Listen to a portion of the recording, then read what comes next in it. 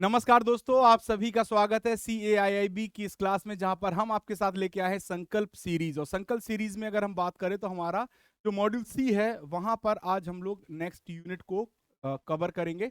और आज की जो हमारी क्लास है वो ABM की होगी दोस्तों, पेपर 1 एडवांस बैंक मैनेजमेंट।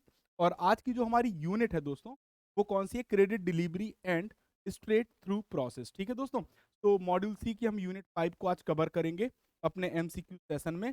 और पहला क्वेश्चन हमारा आपके लिए ये है, among the given which one is correctly matched. आपको बताना है इनमें से कौन सा करेक्टली मैच्ड है ना। तो ये डॉक्यूमेंटेशन से, जो डॉक्यूमेंटेशन होता है क्रेडिट डिलीवरी क्रेडिट मैनेजमेंट में, वहां से लिया गया क्वेश्चन है। The stamp duty on documents varies from state to state, यानी हर एक स्टेट की अपनी स्टाम्प ड्यूटी अलग होती है। तो ये फॉल्स स्टेटमेंट दिया है। मतलब इनके आगे लिखा है फॉल्स। आपको करेक्ट चुनना है कि अगर स्टेटमेंट अगर गलत है तो उसके आगे गलत लिखा हो, सही है तो सही लिखा हो। तो जो भी इनमें से सही स्टेटमेंट है वो चुनना है। The date of execution of document can be earlier than the date of stamping, ये ट्रू लिखा है। ठीक है, तो the parties executing the document should have the necessary authority and the capacity to enter into a contract and execute the document in that capacity, ये true है। अब देखिए यहां पे अगर हम बात करें तो इन्होंने लिखा है जो पहला स्टेटमेंट, क्या लिखा है पहला स्टेटमेंट कि the stamp duty on document varies from state to state, ये फॉल्स लिखा है। जबकि ये कैसा होता है दोस्तों? ट्रू। कैसा होता है दोस्तों? ट्रू होता है। कैसा होता है? ट्रू। हर एक स्टेट का कैसा होता है? अलग अलग होता है। तो ये स्टेटमेंट तो यहाँ पे गलत हो गया। The date of execution of document can be earlier, ये अर्लियर नहीं होता है, not be, never be earlier होना चाहिए, नेवर बी अर्लियर, पहले का नहीं। ये स्टेटमेंट भी गलत है। लेकिन जो तीसरा स्टेटमेंट है वो बिल्कुल सही कह रहा है। वो क्या कह रहा है दोस्तों? The parties executing the document should have the necessary authority and the capacity to enter into a contract and execute the document in that capacity, ये स्टेटमेंट बिल्कुल सही है। तो इस क्वेश्चन का जो सही आंसर हो जाएगा वो क्या हो जाएगा दोस्तों? C is the correct answer. अब डॉक्यूमेंटेशन में जो स्टेटमेंट्स हैं जो दिए गए हैं वो हम पढ़ लेते हैं। The document should be properly stamp, जो भी डॉक्यूमेंट होगा वो प्रॉपरली स्टाम्प होना चाहिए दोस्तों। साथ ही साथ लिखा है the date of execution of the document never be earlier than the stamping, stamping के पहले का नहीं होना चाहिए दोस्तों। Date and place execution should be properly mention in the document. It should be ensured that the parties executing the document have the necessary authority and the capacity to enter into the contract and execute the document in the capacity. ठीक, for example, a partner should sign on behalf of the firm, not in his individual capacity. वो firm के behalf पर ही sign करता है, ना कि individual capacity के आधार पे। It should be ensure that person signing a document is doing so with his free will, यानी जो भी व्यक्ति साइन कर रहा है वो अपनी इच्छा से करे दोस्तों। The document should be filled in before these are signed. In case of companies the charges should be registered with ROC, जो भी चार्जेस हैं वो रजिस्ट्रार्ड और कंपनी के पास क्या होने चाहिए? रजिस्टर्ड होने चाहिए within 30 days from the date of execution of the document. If document is required to be registered with sub registrar, it should be done within prescribe time limit. तो अगर ये लगता है कि सब रजिस्ट्रार के पास भी ये डॉक्यूमेंट क्या होना चाहिए? साइन होना चाहिए, तो ये साइन किया जाना चाहिए। तो ये आपका एक्सप्लेनेशन है। ठीक है दोस्तों, तो यहाँ पे आपका ये प्रॉपर एक्सप्लेनेशन मिल गया है। अब हम लोग आ जाते हैं क्वेश्चन नंबर 2 पर। क्या कहता है question number 2? Among the given which one is correctly match. अब आपको इसमें बताना है कि कौन सा करेक्टली मैच्ड है। ठीक है, तो some documents may be required to be registered with the sub registrar, ये फॉल्स लिखा है। तो यहाँ पे ये जो फॉल्स लिखा है ये ट्रू होना चाहिए, क्योंकि अभी आपने पढ़ा कि अगर जरूरत है तो सब रजिस्ट्रार के पास आपको क्या कराना पड़ेगा? Sign. Third party guarantee can be taken from individual only, any other legal entity can not be third party guarantor. तो यहाँ पे देखिए ये फॉल्स लिखा है दोस्तों। ठीक है, तीसरा स्टेटमेंट क्या कहता है कि can bank can create charge over security not belonging to either the borrower or the guarantor, ये ट्रू नहीं है दोस्तों, ये फॉल्स है, ये फॉल्स स्टेटमेंट है। ठीक, और ये स्टेटमेंट सही है। तो यहाँ पे जो सही आंसर हो जाएगा वो बी होगा दोस्तों। क्या हो जाएगा इस क्वेश्चन में? B is the correct answer.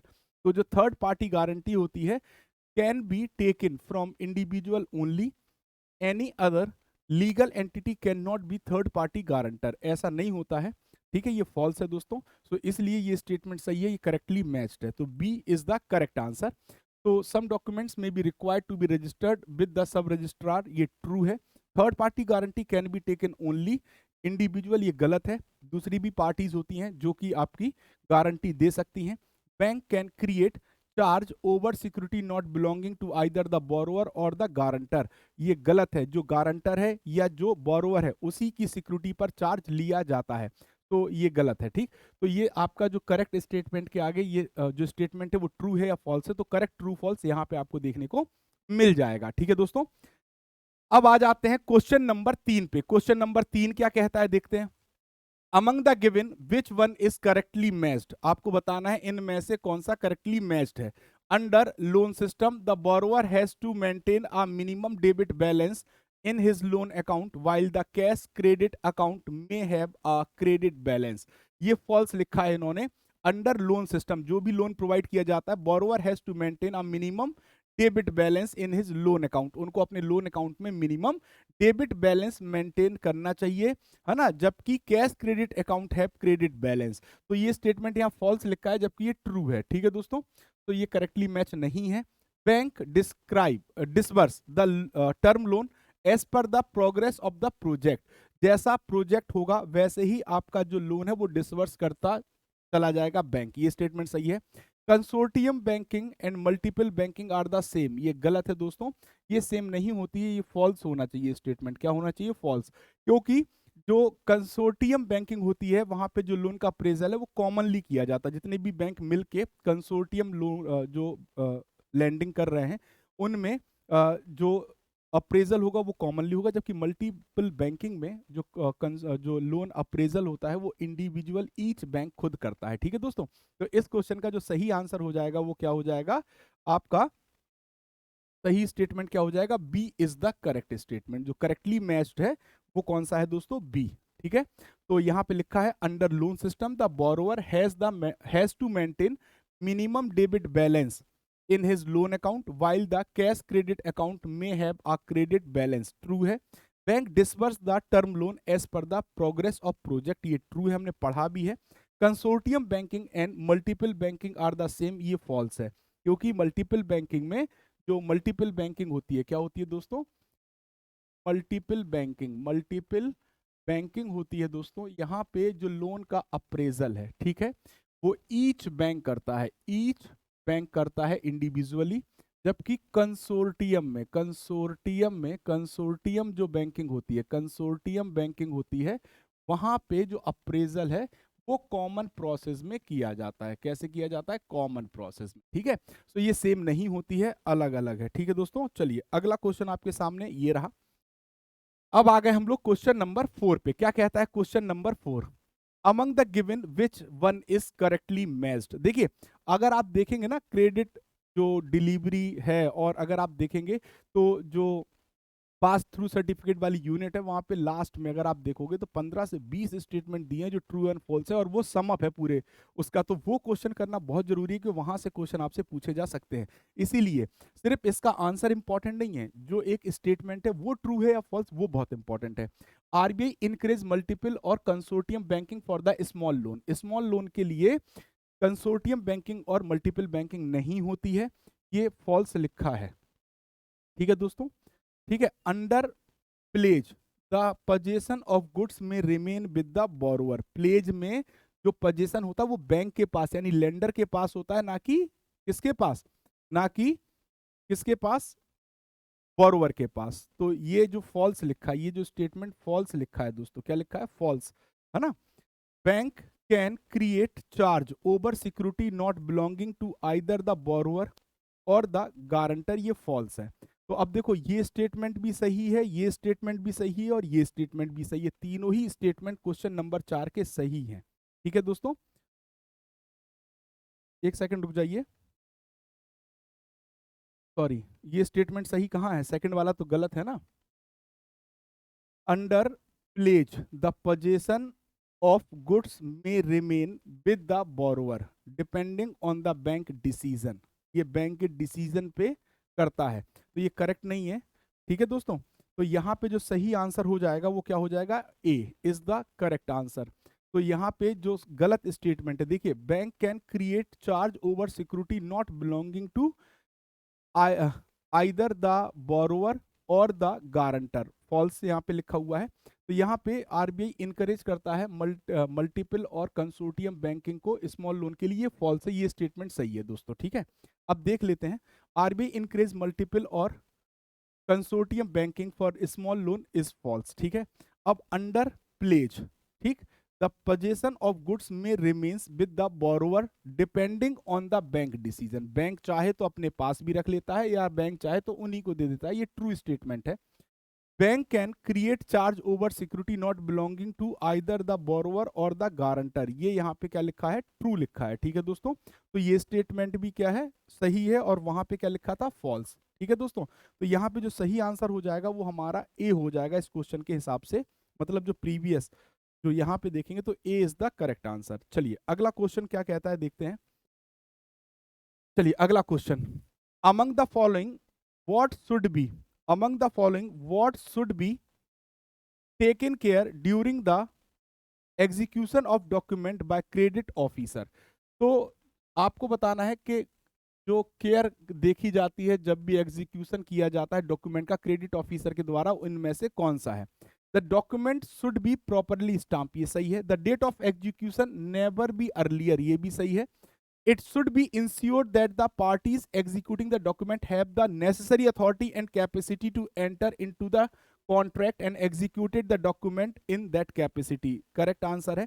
तो यहाँ पे अगर आप देखोगे तो ये पहला, दूसरा, तीसरा, तीनों ही आंसर बिल्कुल क्या है, करेक्ट है, और इस क्वेश्चन का जो सही आंसर हो जाएगा वो क्या हो जाएगा, डी, ठीक है।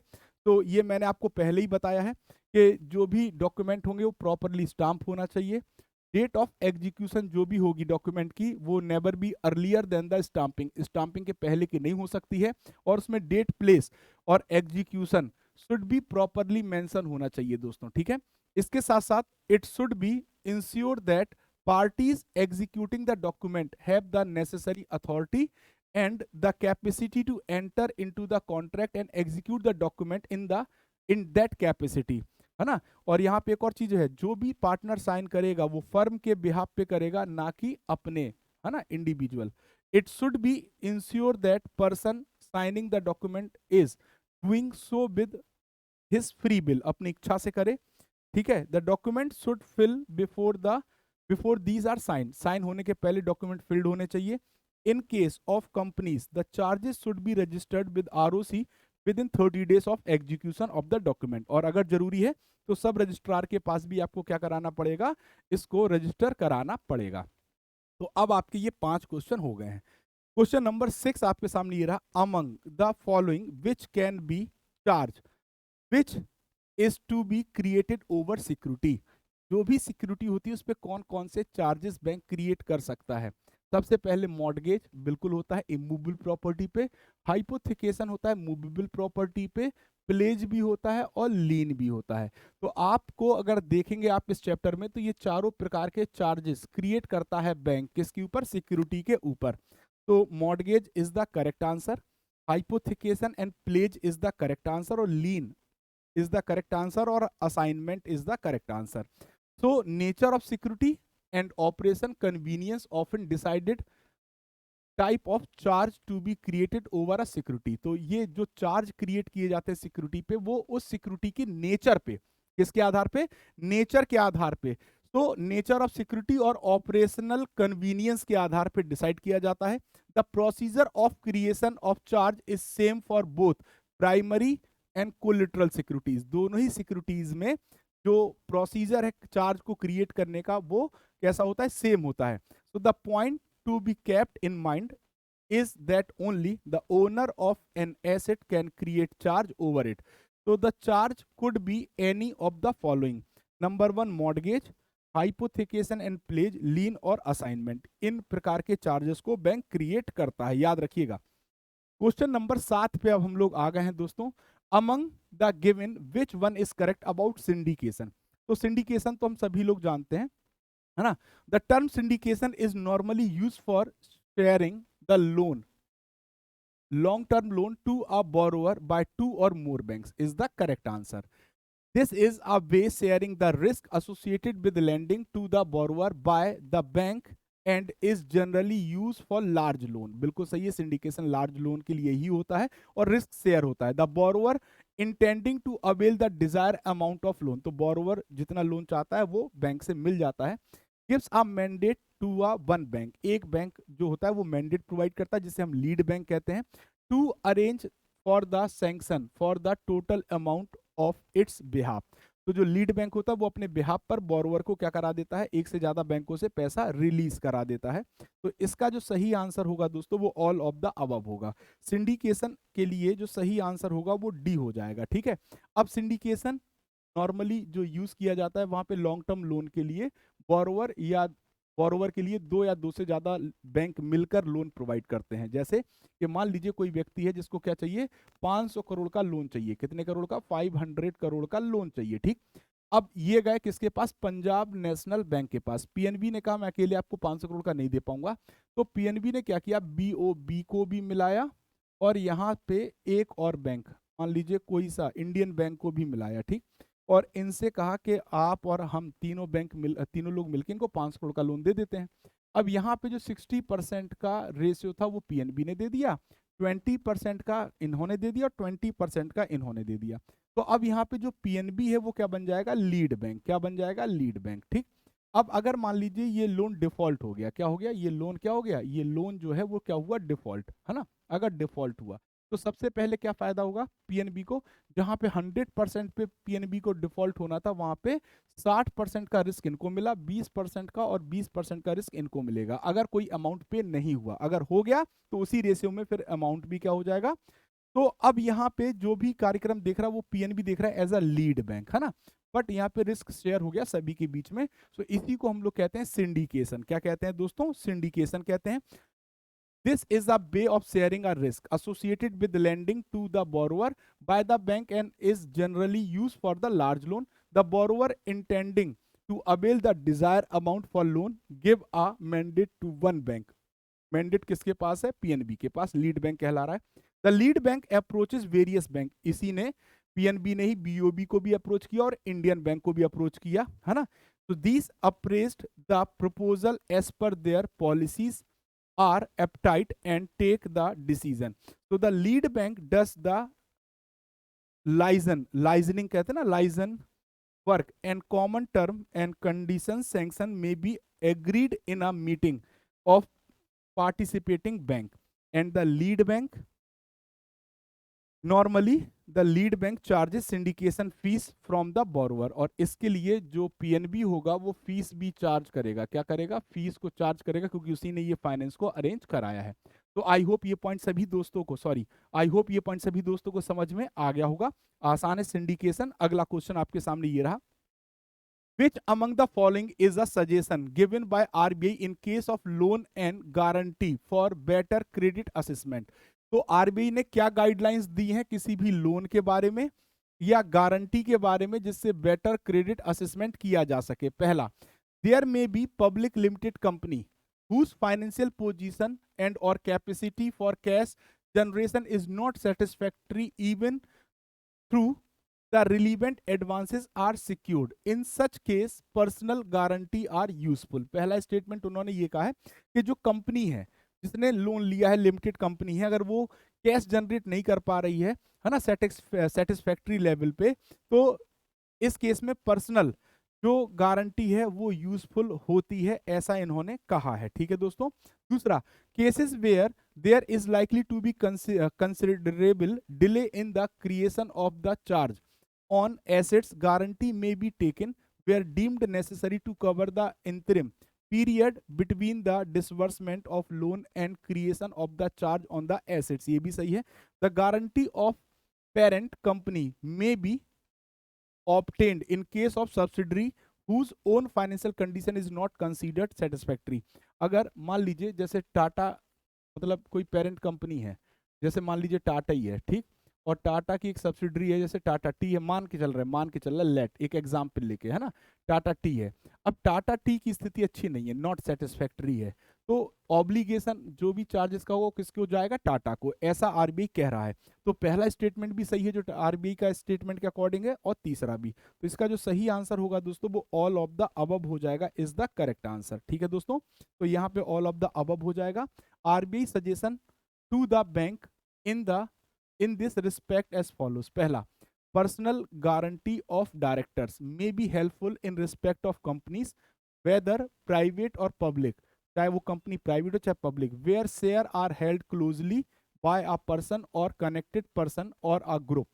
ठीक है दोस्तों, even if a company is not closely held, there may be justification for a personal guarantee of directors to ensure continuity of management। ठीक है दोस्तों, personal guarantee of directors may be helpful with regard of public limited company other than those which may be rated as first class whether the advance is on an unsecured basis। अगर unsecure basis पे advance दिया गया है, तो अगर कोई company है जिसकी रेटेड जो रेट है वो रेटिंग है वो फर्स्ट क्लास की अगर है, तो वहाँ पे जो डायरेक्टर की गारंटी है, पर्सनल गारंटी, वो हेल्पफुल होती है अगर कंपनी पब्लिक लिमिटेड है। There may be public limited company whose financial position capacity for cash generation is not satisfactory even through the relevant advance are secured। In such case, personal guarantee are useful। Case where there is likely to be considerable delay in the creation of charges on the assets, guarantee may be taken where deemed necessary to cover the interim period between the disbursement of loan and creation of the charges on assets। तो एक इंतरिम period लेना पड़ेगा। The guarantee of parent company may be obtained in case of subsidiaries financial condition is not satisfactory. ठीक है दोस्तों, तो ये सभी स्टेटमेंट थे जो उस क्वेश्चन से रिलेटेड थे। अब आ जाते हैं क्वेश्चन नंबर 9 पे। क्या कहता है, among the given which of the following statement is correct in context of documentation. इनमें से कौन सा जो स्टेटमेंट है वो करेक्ट है डॉक्यूमेंटेशन के regarding. Documentation had to signed by the borrower and bank so that the bank establish the liability in a court of law. तो यहाँ पे जो बोरोअर है उसका साइंड होना चाहिए डॉक्यूमेंट पे। In addition the borrower has to sign the document which create charge over the primary security for chargeable security। The owner of the security should sign the relevant document। तो उस security का जो owner है उसका भी sign होना चाहिए। It should be ensure that, ये निश्चित करना चाहिए, if the owner of the collateral security someone other than the borrower, अगर जो कोलिटरल सिक्योरिटीज रखी गई है, चार्ज जिस पे किया गया है, अगर उसका ओनर बोरोअर के अलावा कोई और है, he should first become guarantee of the loan, तो उसको पहला गारंटर बनाना चाहिए लोन का। Then create charge over the security. तो ये तीनों ही स्टेटमेंट डॉक्यूमेंटेशन के रिगार्डिंग बिल्कुल सही स्टेटमेंट है दोस्तों। यहाँ पे भी जो आंसर होगा वो क्या हो जाएगा, all of the above is the correct answer. ठीक है दोस्तों, तो all of the above is the correct answer. तो document had to be sign by the borrower and bank, दोनों के द्वारा साइन होना चाहिए, जिससे कि कोर्ट ऑफ लॉ में अगर लाइबिलिटी बनती है तो वो लाइबिलिटी शो कर पाए बोरोवर के ऊपर।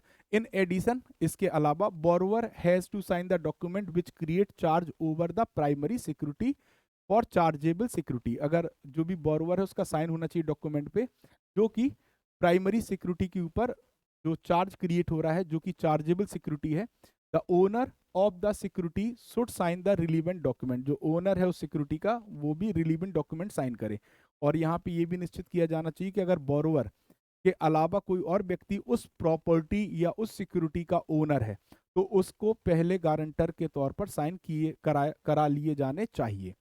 अब बताना है which among the following is a correct statement, इनमें से कौन सा एक करेक्ट स्टेटमेंट है ये आपको बताना है। पहला, at the time of appraisal banker has to decide about the position of the security specially in case of inventory. तो जब भी लोन का अप्रेजल हो रहा था, बैंक को ये डिसाइड करना चाहिए कि पोजीशन ऑफ द सिक्योरिटी, उस सिक्योरिटी का पोजीशन लेना है कि नहीं, अगर इन्वेंट्री की बात है तो। With legal system in the country being still not perfect, हमारे यहाँ का लीगल सिस्टम अभी भी परफेक्ट नहीं है, तो this aspects has a bearing on the overall risk rating of the proposal. तो यहाँ पे ओवरऑल रिस्क को क्या करना चाहिए, देख लेना चाहिए उस पर कितना है। Till about the decade ago, पहले क्या होता था 10 साल पहले, a favoured method of finance of many bank use to be the lock and key advances in which the goods are kept in a godown and bank hold the key of the lock of the godown. ठीक है, अब देखिए पहले क्या होता था, ताला चाबी वाला सिस्टम चलता था। आपने अगर लोन लिया और सिक्योरिटी के तौर पे गोदाउन को रखा बैंक के पास, तो उस गोदाउन का जो ताला चाबी था वो बैंक के पास होता था। तो जब भी आप यूज करोगे बैंक से आप चाबी लोगे और बैंक को चाबी दोगे। तो ये जो स्टेटमेंट्स आपको दिए गए हैं, अब आपको यहाँ पे बताना है कि विच स्टेटमेंट इज करेक्ट। तो पहला स्टेटमेंट तो सही है बिल्कुल, दूसरा भी स्टेटमेंट सही है और तीसरा भी सही है, जबकि पुरानी बात कर रहा है तीसरे में। ठीक है, तो यहाँ पे all of the statement are correct. ठीक है दोस्तों, तो at the time of appraisal, जब भी लोन का मूल्यांकन हो रहा है, bank has to decide, bank को ये निर्णय लेना पड़ेगा about the position of the security, के उस सिक्योरिटी पे पोजीशन बैंक को लेना है या नहीं लेना है, specially in case of inventory, अगर इन्वेंट्री की बात हो रही है तो। which legal system with the legal system in country being still not perfect, so this aspects has a bearing on the overall risk rating of the proposal. तो जो कि हमारा जो कंट्री का लीगल सिस्टम है भी उतना परफेक्ट नहीं है लोन के रिगार्डिंग, तो ओवरऑल रेटिंग क्या है इस प्रपोजल की, रिस्क की, वो देख लेनी चाहिए। टिल अबाउट द डिकेड अगो, अगर आप देखेंगे 10 साल पहले, तो फेवर्ड मेथड चलता था फाइनेंस करने का। मैनी बैंक, बहुत सारे बैंक जिसे यूज करते थे लॉक एंड की, जिनके पास ताला चाबी होता था, अगर उन्होंने गुड्स के आधार पर एडवांस प्रोवाइड किया है, सो गोडाउन की जो ताला चाबी होती थी वो बैंक के पास पहुंचा दी जाती थी। ठीक है दोस्तों, चलिए आ जाते हैं क्वेश्चन नंबर 11 पे। Which among the following is a correct statement, इनमें से कौन सा करेक्ट स्टेटमेंट है ये आपको बताना है। तो in any goods are to be delivered to the borrower, अगर कोई भी गुड बोरोवर को डिलीवर करना, he has to deposit the money in his cash credit account. तो पहले बोरोवर को पैसा अपने कैश क्रेडिट अकाउंट में जमा करना होता था। ठीक है दोस्तों, before bank godown keeper goes to the godown and deliver the good, तब बैंक के पास चूंकि गोडाउन की चाबी होती थी तो बैंक जाता था कहाँ पे, गोडाउन पे, वहां पे चाबी देता था, तब वो सामान डिलीवर होता था। This system was very inconvenient, ये बिल्कुल सही बात है, इनकन्वीनियंट था। Not only for the borrower, borrower के लिए भी बल्कि बैंक के लिए भी। स्लोली गॉट चेंजेस, धीरे धीरे इसमें चेंजेस आए और इसको क्या किया गया, हाइपोथिकेशन किया गया, है ना, क्या किया गया, हाइपोथिकेशन किया गया, where position remains with the borrower. अब क्या होने लगा हाइपोथिकेशन में, जो पोजीशन है वो किसके पास रहने लगा, बोरोवर के पास। In case of pledge also the borrower can have possession called constructive possession and hold the goods as an agent of the bank. तो अगर देखो प्लेज आपने हमेशा पढ़ा होगा, अभी एक क्वेश्चन और आया था प्लेज का, तो आपने सोचा होगा सर आप गलत पढ़ा रहे हैं, गलत नहीं। जो पहले जैसे जो कॉमन प्लेटफॉर्म प्लेज होता है वो ये होता है कि जब हम किसी बैंक से लोन लेते हैं तो सिक्योरिटी बैंक के पास ही रह जाती, पोजीशन बैंक के पास ही रहता है, उसे हम प्लेज कहते हैं, जैसे गोल्ड लोन वगैरह। लेकिन जब हम मतलब बिजनेस की बात कर रहे हैं, बिजनेस में लोन की बात कर रहे हैं, तो जो कंस्ट्रक्टिव पोजीशन होता है वो बोरोवर को प्रोवाइड कर दिया जाता है, जिससे कि ये इनकन्वीनियंस ना रहे। ठीक है दोस्तों, ठीक है, तो वहां पर जो बोरोवर है वो एज अ एजेंट काम करता है बैंक के, कैसे काम करता है, as a agent of bank काम करता है। तो ये जो पहला स्टेटमेंट है वो भी बिल्कुल सही है दोस्तों, दूसरा भी सही है, तीसरा भी सही है। तो इस क्वेश्चन का भी जो सही आंसर होगा वो डी होगा। देखिए इन सेशन, इस सेशन में जो क्वेश्चन है उनका उद्देश्य क्या है, उनका उद्देश्य है कि आपको वो पॉइंट, वो टॉपिक सभी पता हो जिसके ऊपर क्वेश्चन बनते हैं। तो अगर इनमें से किसी पे भी क्वेश्चन बनेगा, आपने एक बार ध्यान से पढ़ा है, तो आप उसको क्या कर पाएंगे, आसानी से टिक कर पाएंगे अपने एग्जाम में। ठीक है, चलिए अगला क्वेश्चन क्या कहता है। तो इसका आंसर तो डी हो गया और यही स्टेटमेंट है, सब लिखा भी है आपके सामने। तो if any goods are to be delivered, अगर कोई सामान डिलीवर करना है बोरोवर को, he has to deposit the money in his cash credit account, वो क्या करता था, अपने कैश क्रेडिट अकाउंट में पैसा जमा कर देता था। Alternative provide a trust receipt, है ना, before bank godown keeper goes to the godown and deliver the good. तो this system was very inconvenient, बिल्कुल सही था, बोरोवर के लिए भी बैंक के लिए भी इनकन्वीनियंट था, और धीरे धीरे इसमें चेंज आया और बैंक ने क्या किया, हाइपोथिकेशन की कंडीशन बना दी, जिसमें पोजीशन किसको दे दिया, बोरोवर को। और प्लेज के केस में किया क्या, कंस्ट्रक्टिव पोजीशन दे दिया बोरोवर को, जिसमें बोरोवर क्या बन गया, बैंक का एजेंट। ठीक है, now which among the following is the step or steps taken by the bank in case of sole banking, है ना, सोल बैंकिंग मतलब पूरी बैंकिंग की बात बैंक ही खुद कर रहा। तो पहला स्टेप कह रहा है the bank providing working capital limit. Bank क्या प्रोवाइड कर रहा था कि आपको इतना वर्किंग कैपिटल की लिमिट प्रोवाइड कर देता है। अब वर्किंग कैपिटल का मतलब क्या होता है कि जो डे टू डे एक्सपेंस होते हैं ऑपरेशंस में, उसे वर्किंग कैपिटल कहा जाता है। तो इसका आंसर ये तो सही है, बैंक लिमिट प्रोवाइड करता है। Open a cash credit account of the borrower, borrower के लिए कैश क्रेडिट अकाउंट ओपन कर देता है। All his financial transaction should be routed through this account, जितने भी फाइनेंशियल ट्रांजेक्शन हैं वो उस अकाउंट के थ्रू राउट किए जाते हैं। ऑल ऑफ द अबव, इसका सही आंसर हो जाएगा ऑल ऑफ द अबव। ये तीनों ही सही हैं जब सोल बैंकिंग की बात आती है। ठीक है दोस्तों, so in case of sole banking, bank provide working capital limit, opens a cash credit account for the borrower and all his financial transaction should be routed through his account. Without bank permission no account can be open with any other bank. बिना bank की permission के दूसरा account किसी bank के साथ नहीं खुल सकता। Bank give permission to open current account with other bank. Bank provide करता है परमिशन कि आप किसी और के साथ करंट अकाउंट खोलो, लेकिन तब जब कन्वीनियंस अबाउट नेसेसिटी, बहुत जरूरत होगी तभी। तो इन सच केस पीरियोडिक स्टेटमेंट आपको बैंक के पास प्रोवाइड करना पड़ेगा, जो भी आपने दूसरा अकाउंट खोला है उसका। क्वेश्चन नंबर 13 कहता है what we call to the situation when two or more bank get into a formal arrangement to finance the working capital need of a borrower. तो पहला है कंसोर्टियम। पहला क्या है दोस्तों? पहला कंसोर्टियम अरेंजमेंट होता है, दूसरा लीड बैंक होता है, तीसरा लेंडिंग होता है, चौथा नन ऑफ द अबव होता है। फिर पढ़ लीजिए, what we called to the situation when two or more bank get into a formal arrangement to the finance the working capital need of a borrower. तो अब इस क्वेश्चन पे आपको आंसर देना है कि हम उसे क्या कहते हैं उस सिचुएशन को जब दो और दो से ज्यादा बैंक मिलके फॉर्मल अरेंजमेंट करते हैं, फाइनेंस प्रोवाइड करते हैं वर्किंग कैपिटल की, जो कि बोरोवर को नीड होती है उसके रिगार्डिंग। तो यहाँ पे आपको हम बता दें, इस सिचुएशन को हम कंसोर्टियम अरेंजमेंट कहते हैं। क्या कहते हैं दोस्तों? Consortium arrangement. जब दो से ज्यादा बैंक मिलकर, जब दो से ज्यादा बैंक मिलकर, है ना, दो से ज्यादा बैंक मिलके, जैसे एक बैंक है ये 1 है, ये बैंक 2 है, ये बैंक 3 है और ये बैंक 4 है। तो यहाँ पे क्या होता है, ये तीनों बैंक मिलकर क्या करते हैं, बोरोवर को क्रेडिट प्रोवाइड करते हैं, है ना। और ऐसी कंडीशन बनती है लार्ज क्रेडिट में, लार्ज प्रोजेक्ट के लिए। लार्ज जब प्रोजेक्ट के लिए क्या प्रोवाइड किया जाता है, क्रेडिट प्रोवाइड किया जाता है, तब ये कंडीशन बनती है। ठीक है दोस्तों, है ना। तो ये लेंडर हो गए, ये लेंडर हो गए और ये क्या हो गया, बोरोवर हो गया। ये क्या हो गया, बोरोवर हो गया। ठीक है दोस्तों, तो इसे हम लोग कहते हैं कंसोर्टियम। क्या कहते हैं दोस्तों? कंसोर्टियम। तो कंसोर्टियम क्या होता है? If two or more bank get into a formal arrangement to the finance working capital need of the borrower, it is called consortium arrangement.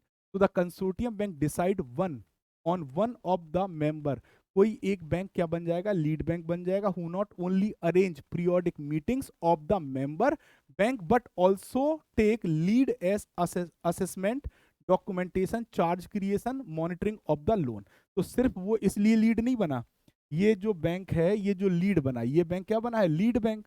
तो ये सिर्फ मीटिंग ही अरेंज नहीं करेगा, जितना भी प्रोसेस होगा वो किसके थ्रू होगा, बैंक 1 के थ्रू, क्योंकि ये क्या कर रहा है, लीड कर रहा है। क्या कर रहा है दोस्तों, लीड। अब वो प्रोसेस क्या है, चाहे आप असेसमेंट की बात कर लीजिए, डॉक्यूमेंटेशन की, चार्ज क्रिएशन की, या मॉनिटरिंग ऑफ द अकाउंट की, ठीक है, सब काम कौन करेगा, lead bank. Which among the given statement is correct? It is anticipated at the time of sanction of loan that the repayment of principal and interest will be as per the schedule and all other term of sanction will also be obeyed by the borrower। तो यहाँ पे लिखा है कि ये anticipate किया जाना चाहिए कि जो भी लोन अमाउंट सैंक्शन किया गया है टाइम पर, उसका रीपेमेंट, चाहे वो प्रिंसिपल हो चाहे इंटरेस्ट हो, जो भी शेड्यूल टाइम दिया गया उस पर हो। इसके साथ साथ वो सभी टर्म और कंडीशंस को फॉलो किया जाए बोरोवर के द्वारा, जो सैंक्शन करते समय लिखी गई हैं। In some cases, due to malified intention और due to business failure। अब दो कुछ केस ऐसे होते हैं जहां पे मैलिफाइड, आपकी इंटेंशन ही गलत है या आपका बिजनेस फेल हो गया। The bank may have to fall back on the securities available and take other legal action depending upon the circumstances of each case. तो वहां पे जो भी बैंक होगा वो फॉल बैक करेगा सिक्योरिटीज पे जो भी अवेलेबल है, और लीगल एक्शन लेगा उस सर्कमस्टांसेस में जो सही होने चाहिए। Before disbursing the money the bank ensure that जो पैसा लोन है वो डिसबर्स करने के पहले बैंक ये सुनिश्चित करता है कि create appropriate charge over the securities, जो सिक्योरिटीज उस पे अप्रोप्रिएट चार्ज यानी इंटरेस्ट लगाया गया है, are executed as per the legal requirement. अब ये आपके सामने 3 स्टेटमेंट दिए गए हैं और तीनों ही स्टेटमेंट सही हैं, बिल्कुल सही तीनों ही स्टेटमेंट हैं। तो यहां पे भी जो आपका आंसर होगा वो क्या हो जाएगा दोस्तों, डी हो जाएगा। So D is the correct answer. So it is anticipated at the time of sanction of loan the repayment of principal and interest will be as per schedule and all other term of sanction will be also be obeyed by the borrower। Bank जो borrower है वो सभी term and condition को मानेगा जो loan sanction करते समय बताया गया था, और रीपेमेंट कैसा होना चाहिए, शेड्यूल टाइम पर। हाउएवर इन सम केसेस, कुछ केसेस ऐसे होते हैं जहां पे आप जो बोरोवर है उसकी मैलिफाइड इंटेंशन होती है या उसका बिजनेस भी फेल हो सकता है, so the bank may have to fall back on the security, तब बैंक उसकी सिक्योरिटीज पर आ जाता है और लीगल एक्शन लेता है जो कि उस सर्कमस्टांसेस में सही होना चाहिए, उस सर्कमस्टांसेस के अकॉर्डिंग। तो therefore before disbursing the money the bank ensure that it creates appropriate charge over the securities and document are executed as per the legal requirement। ठीक है दोस्तों। क्वेश्चन नंबर 15 क्या कहता है, which among the given statement is correct, the working capital limit are disbursed as cash credit or a combination of cash credit and loan. तो आपको यहां पे बताया गया है कि जो वर्किंग कैपिटल को डिसबर्स किया जा रहा है या तो वो कैश क्रेडिट के फॉर्म में किया जाएगा या कॉम्बिनेशन ऑफ कैश क्रेडिट के फॉर्म में किया जाएगा। RBI guidelines for disbursal of both working capital and term loan should be followed, है ना। फिर लिखा है in case of borrower whose working capital requirement are large, 2 और more bank can meet for the requirement. अगर जो borrower है उसकी वर्किंग कैपिटल की रिक्वायरमेंट ज्यादा तो कंसोर्टियम कर दिया जाता है। तो ए भी सही है, बी भी सही है और सी भी सही है। तो यहाँ पे भी जो सही आंसर होगा दोस्तों वो ऑल ऑफ द अबव हो जाएगा। तो यहाँ पे भी सही आंसर क्या है, all of the above. Working capital के रिगार्डिंग ये क्वेश्चन है। Working capital limit are disburse as cash credit और कॉम्बिनेशन ऑफ कैश क्रेडिट और लोन। आरबीआई गाइडलाइंस क्या कहती हैं, डिसबर्सल के लिए दोनों ही प्रकार की वर्किंग कैपिटल के लिए जो लोन है ना, शुड बी फॉलोड। क्या क्या फॉलो करना, इन केस द बोरोवर जिसकी वर्किंग कैपिटल की रिक्वायरमेंट ज्यादा है, बड़ी है, वहां पे एक बैंक के साथ 2 या 3 बैंक मिलकर या उससे ज्यादा बैंक मिलकर उस रिक्वायरमेंट को पूरा कर सकते हैं। So this done under the consortium arrangement. ये जो काम किया जाएगा वो कंसोर्टियम के तहत या मल्टीपल बैंकिंग के तहत प्रोवाइड किया जा सकता है। क्वेश्चन नंबर 16 क्या कह रहा है, देखिए question number 16, among the given which one is issued by RBI for preventing the misutilization of banking system, है ना। अमंग द गिवन, इनमें से कौन सा ऑप्शन होगा, which one is issued by RBI, जिसे आरबीआई ने जारी किया है कि प्रिवेंट किया जा सके misutilization of banking system. तो क्वेश्चन नंबर 16 है और यहाँ पे अगर आप देखें तो पहला कंसोर्टियम है, दूसरा मल्टीपल बैंकिंग। तो लार्ज लोन के लिए आरबीआई गाइडलाइन जारी करता है कि आप कंसोर्टियम और मल्टीपल बैंकिंग के थ्रू फाइनेंस कर सकते हैं। तो यहाँ पे जो सही आंसर होगा वो सी हो जाएगा दोस्तों। C is the correct answer, C is the correct answer. सही आंसर क्या है, सी है। और सी में क्या लिखा है, to prevent the misutilization of banking system RBI has issued guidelines regarding both, किसके रिगार्डिंग, कंसोर्टियम और मल्टीपल बैंकिंग, दोनों के लिए आरबीआई ने गाइडलाइन जारी की है। RBI has also issued guidelines for syndication of loan for both working capital and term loan. So, but bank are issuing syndication only for the term loan. तो सिर्फ term loan के लिए ही bank syndication process आमतौर पर use करता है। तो ये थे दोस्तों हमारा जो यूनिट था उससे related important question. I hope आप सभी को समझ में आया होगा। पूरे क्वेश्चन हमने कवर किए पूरे यूनिट के, तो जो इंपॉर्टेंट पार्ट था वो सभी कवर किया गया है। तो इसी के साथ हम आपसे लेंगे विदा। आपको पीडीएफ मिल जाएगी हमारे pw.live पर, प्लस आपको JAIB CIB वाला पर। सो आप जुड़े रहिए और पढ़ते रहिए और तैयारी करते रहिए, जिससे कि आपके एग्जाम को आप आसानी से पार्टिसिपेट कर पाएं और क्वालिफाई कर पाएं। So thank you very much. आज के लिए बस इतना ही।